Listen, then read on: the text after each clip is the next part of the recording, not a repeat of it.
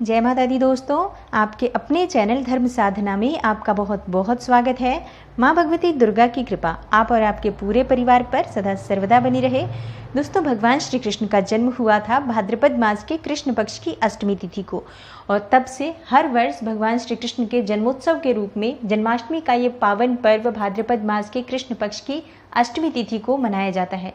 भगवान श्री कृष्ण की कृपा पाने के लिए भक्तजन व्रत रखते हैं, पूजा करते हैं। कान्हा जी की विशेष रूप से आज पूजा की जाती है। लड्डू गोपाल जी की विधि विधान से आज पूजा करने से, जन्माष्टमी का व्रत रखने से समस्त प्रकार की कामनाएं पूर्ण हो जाती है। और जन्माष्टमी एक बहुत ही पावन दिन माना जाता है। आपकी कोई भी कामना हो, किसी भी प्रकार के संकट में आप हो, कोई भी बड़े से बड़ा दुख हो आपका, अगर आप जन्माष्टमी पर भगवान श्री कृष्ण की पूजा आराधना करते हैं, उनसे प्रार्थना करते हैं, तो समस्त प्रकार के दुखों का अंत हो जाता है। और जन्माष्टमी को मोह रात्रि भी कहा गया है, क्योंकि इस दिन संसार को मोहित करने वाले भगवान श्री कृष्ण का अवतार हुआ था, जो कि भगवान श्री हरिविष्णु के 8वें अवतार माने जाते हैं।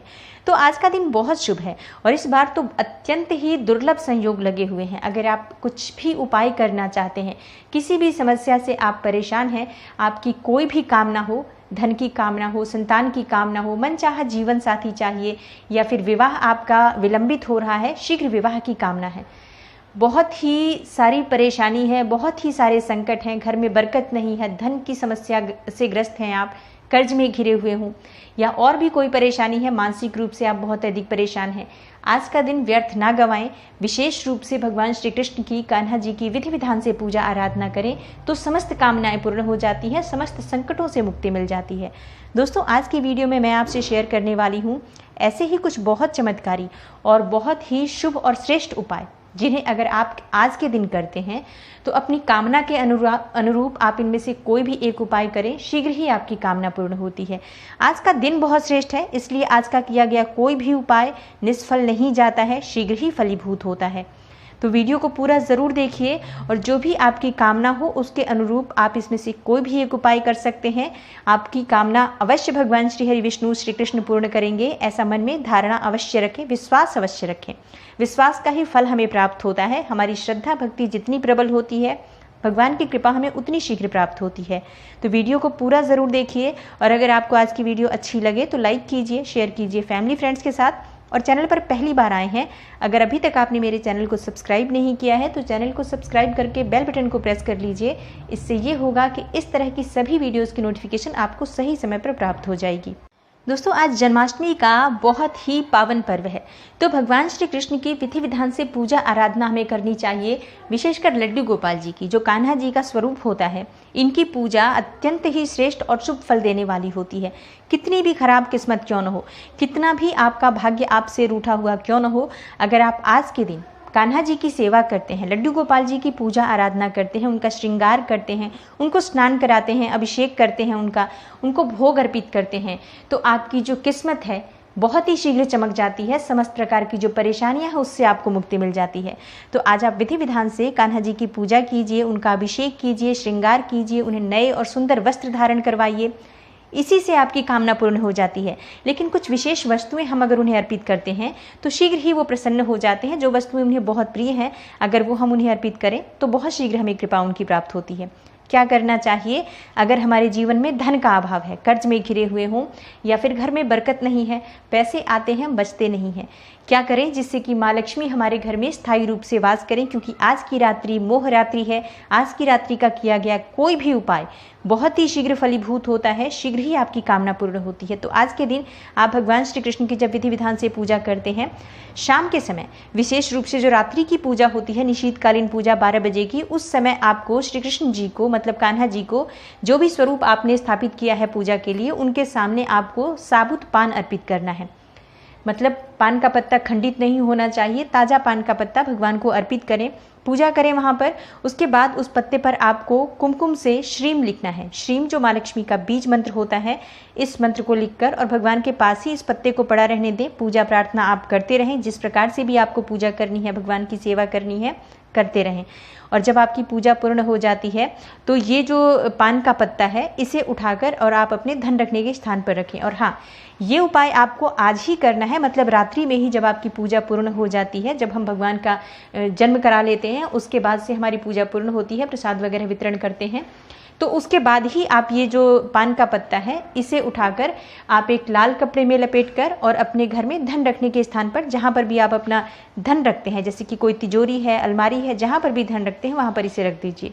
इसे रखने से माँ लक्ष्मी और श्री हरि विष्णु का स्थायी वास आपके घर में होगा।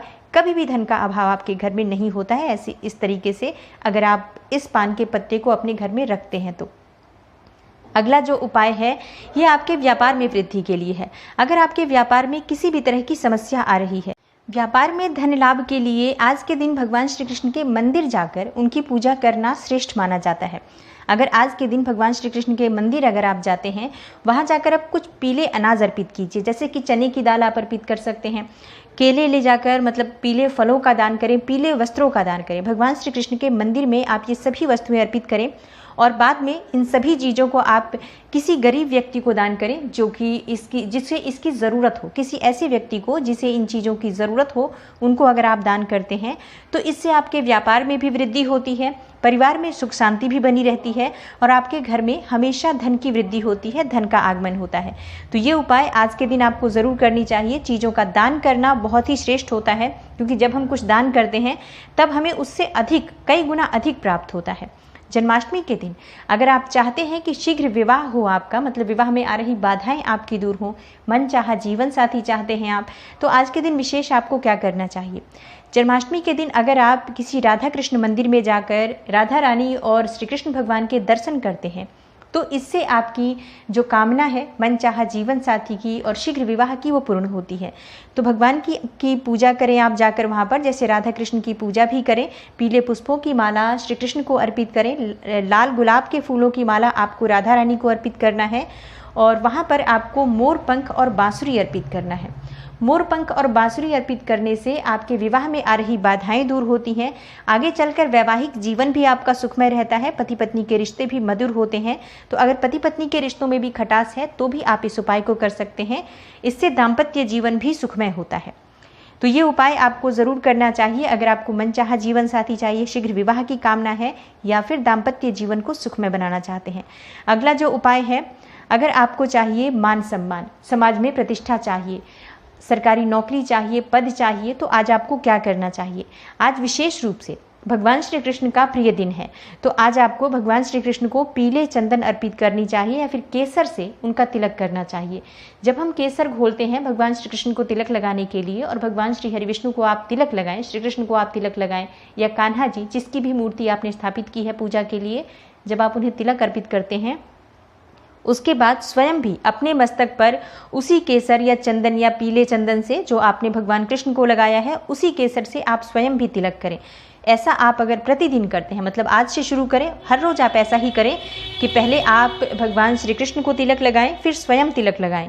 अगर आप ऐसा करते हैं तो आपके जीवन में सुख समृद्धि की वृद्धि होती है, धन संपदा की प्राप्ति होती है। इसके साथ ही परिवार में, समाज में, हर जगह आपको मान प्रतिष्ठा की प्राप्ति होती है।